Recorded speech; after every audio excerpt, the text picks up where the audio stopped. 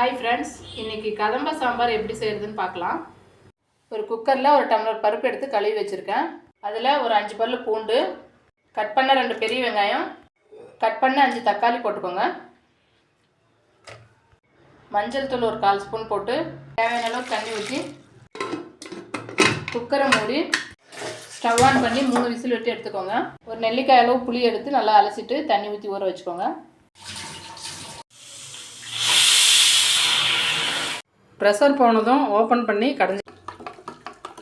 கடைஞ்சி வச்ச பருப்பில் கழுவின காய் சேர்த்துக்கலாம். இன்றைக்கி நாங்கள் கத்திரிக்காய், அவரைக்காய், பீன்ஸ் எடுத்துருக்கோம். முருங்கைக்காய் போட்டால் இன்னும் டேஸ்ட் நல்லாயிருக்கும். வீட்டில் அரைச்ச சாம்பார் பொடி 3 ஸ்பூன் போடுறேன். உப்பு தேவையான அளவு போட்டுக்கோங்க. நல்லா கலந்து விடுங்க. ஒரு கொதி வந்ததும் கரைச்சி வச்ச புளி ஊற்றிக்கலாம். புளி தண்ணி ஊற்றி நல்லா கலந்து விடுங்க. குழம்பு கொதிச்சுட்டு இருக்கும்போது பச்சை கருவேப்பிலை கொஞ்சம் பிச்சு போட்டுக்கோங்க, நல்லா வாசனையாக இருக்கும். பொடியாக கட் பண்ண மல்லித்தலை தூவிக்கோங்க. குழம்பு தாளிச்சிக்கலாம். ஸ்டவ் ஆன் பண்ணி கடாயை வச்சு எண்ணெய் ஊற்றுறேன். எண்ணெய் காஞ்சிச்சு, கடுகு போட்டுக்கலாம். கடுகு வெடிச்சதும் வெட்டி வச்சு சின்ன வெங்காயம் போட்டுக்கலாம். பூண்டு போட்டுக்கலாம்.